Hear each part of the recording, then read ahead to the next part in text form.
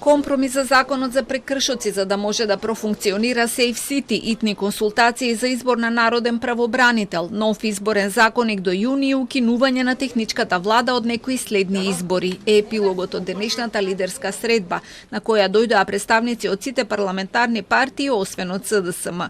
Сите учесници ја оценија средбата како изненадувачки конструктивна, на која биле дадени голем број предлози и идеи. За голем дел од прашањата според премиерот присутните имале исто мислење. Убеден е дека за итните отворени прашања следните денови ќе се најде решение и ќе бидат надминати. Во однос на техничката влада, сите присутни се согласиле дека треба да замине во минатото, но дополнително ќе се договараат од кога.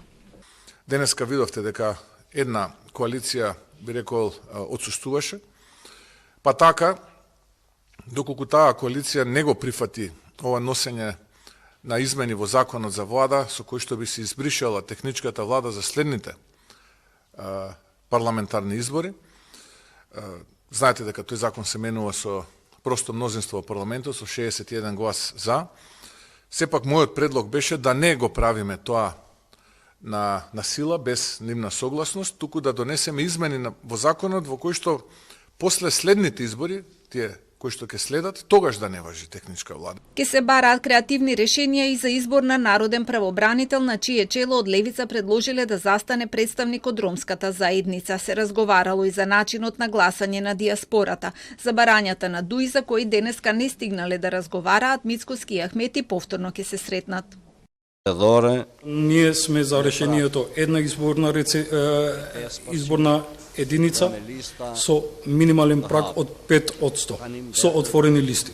Прашањето за техничката влада, ние сме на ставот дека треба да се консултираме дополнително со меѓународната заедница, меѓународниот фактор и партнери, кои што се коавтори на текстот за пржинска влада. Последната политичка тема беше омбудсманот, за кој што левица за прв пат во историјата на независна Македонија предлага соломонско решение, а тоа е припадник на ромската заедница да биде избран за омбудсман, бидејќи сметаме дека се најдискриминирана заедница која нема никакви полуги на власта, ниту министри, ниту пратеници, еден градоначалник, ако не се лажам, и сметаме дека оваа е уставна категорија, треба да им припадне на ромската заедница. Градоначалникот на Тетово Билал Касами, кој на средбата ја представуваше коалицијата Влен, побарал со измените на изборниот законник да се најде можност за поголемо учество на диаспората во гласањето. Има своји услови за изборниот законник, а барања за ова прашање имаат и од знам. Треба да се најде можност за поголемо учество на гласање на диаспората, затоа што цениме дека диаспората е важен чинител во економските движења во државата, како и да се одлучи, ако се одлучи за една изборна единица, ние сме за да имаме отворени листи. За нас е прифатливо и потребно ново решение со една изборна единица, што ќе обезбеди поголема еднаквост на гласот на секој граѓанин и пофер политичка застапеност.